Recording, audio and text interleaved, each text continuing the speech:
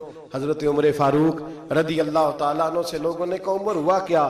تو فرمانے لگے مجھے پتا چلا کہ تورات انجیل اور زبور بھی اللہ کی کتابیں ہیں، تو میں کہیں سے تورات اٹھا لایا اور مسجد نبوی میں نے بیٹھ کے پڑھنی شروع کر دی۔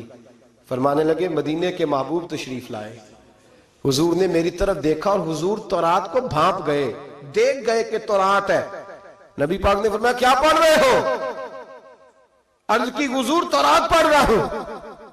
تو فرماتے ہیں حضرت عمر یہ لفظ میرے منہ سے نکلے تو میں نے حضور کے چہرے کا رنگ بدلتے دیکھا، بس غضب سے ان کے خدا بچا، میں نے رنگ بدلتے دیکھا، چہرہ انور پہ جلال دیکھا، اور حضور نے فرمایا عمر جو دین میں نے تمہیں دیا ہے وہ مکمل نہیں، جو پیغام میں نے تم تک پہنچایا ہے وہ کامل نہیں، جو شریعت میں لے کے آیا وہ اکمل نہیں، ایک در پھڑیے ایک نو منیے ایک دئی ہو کے مریے۔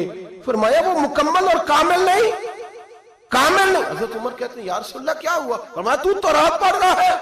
اور پھر حضور نے اگلے لفظ ادا فرمائے، فرمایا قسم مجھے اللہ کی عزت کی، اگر آج موسیٰ حیات ظاہری میں ہوتے، سیدنا موسیٰ علیہ السلام اگر آج حیات ظاہری میں ہوتے تو فرمایا وہ میرا کلمہ پڑھ کے میری شریعت کی پیروی کرتے۔